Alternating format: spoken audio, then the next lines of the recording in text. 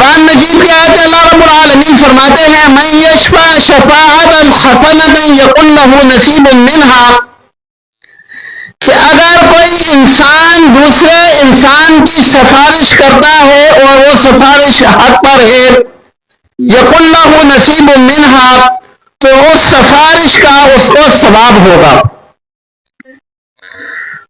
مثال کے طور پر اگر کہیں پر آپ کی ضرورت پڑ گئی ہے، آپ کسی انسان کو جانتے ہیں، تو یہ حق پر سفارش کر سکتے ہیں کہ یہ میری برادری کا ہے، اس کا خیال رکھنا، یہ میرے محلے کا ہے، اس کا خیال رکھنا۔ اگر اس خیال میں دوسرے کی حق تلفی نہیں ہو رہی تو یہ اچھی سفارش ہے، اس میں آپ کو اجر ہوگا۔ وَمَن يَشْفَعْ شَفَاعَةً سَيِّئَةً يَكُن لَّهُ كِفْلٌ مِّنْهَا، اور اگر کوئی بندہ ایسی سفارش کرتا ہے کہ جو اچھی سفارش نہیں ہے، اس سفارش کے پیچھے کسی حقدار کا حق مارا جا رہا ہے، تو اس گناہ میں بھی وہ شریک ہوگا۔ چاہے وہ سفارش اپنے کسی دوست کی کر رہا ہے، محلے دار کی کر رہا ہے، یا خاندان، برادری اور رشتہ دار کی کر رہا ہے، تو حق اور انصاف کے ساتھ اپنی قوم کے ساتھ کھڑا ہونا یہ قابل تحسین ہے، اور اس کا اللہ رب العالمین کی طرف سے مطالبہ بھی ہے۔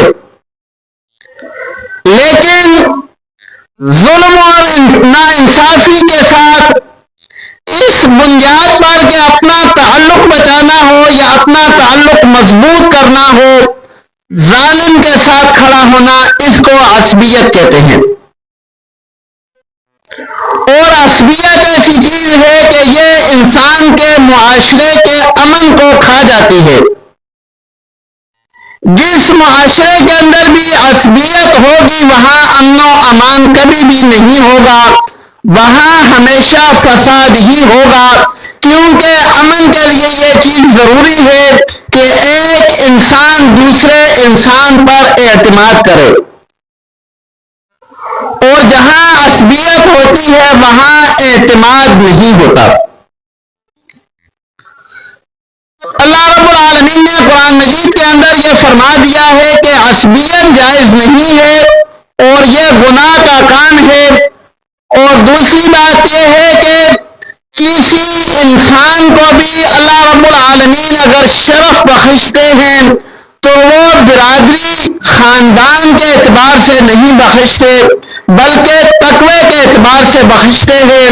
جو متقی ہوتا ہے اللہ رب العالمین اس کو اپنا قریبی بنا دیتے ہیں۔ اور اس کی واضح مثال سیدنا بلال رضی اللہ تعالی عنہ ہیں۔ اللہ رب العالمین کے پاس پیغمبر صلی اللہ علیہ وآلہ وسلم پر ایمان لے کر آئے، اللہ رب العالمین نے ان کو دنیا میں ایسا مقام عطا فرمایا کہ مؤذن رسول ٹھہرے، اور آخرت کے اندر تاجدار مدینہ صلی اللہ علیہ وآلہ وسلم فرماتے ہیں کہ سفر معراج پہ جب میں جنت کی سیر کے لیے گیا تو بلال کے قدموں کی آواز میں نے وہاں سنی۔ نبی کے پہنچنے سے پہلے نبی کا غلام وہاں پر پہنچ گیا۔ آپ صلی اللہ علیہ وآلہ وسلم نے اس عصبیت کا خاتمہ کیا کہ رنگ کی بنیاد پر کوئی بھی عزت والا نہیں ہے۔ اگر رنگ کی بنیاد پر عزت ہوتی تو سیدنا بلال رضی اللہ تعالی عنہ حبشہ کے رہنے والے تھے، کالے رنگ کے تھے مگر دل کے سفید تھے۔ اللہ رب العالمین کو ان کا دل کا تقوی پسند تھا۔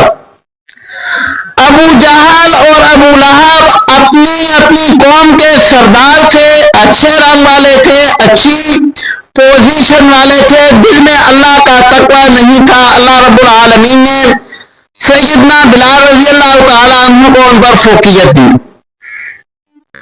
اور یہی آج کے معاشرے کے اندر امن قائم کرنے کے لیے ہماری ضرورت ہے۔ اگر ہمارے معاشرے کے اندر بھی یہی عدل و انصاف کا پیمانہ رہے گا، اللہ رب العالمین ہمارے معاشرے کو بھی امن کا گہوارہ بنائیں گے۔ اللہ رب العالمین ہم سب کو آپ صلی اللہ علیہ وآلہ وسلم کی تعلیمات کے مطابق زندگی گزارنے کی توفیق عطا فرمائے۔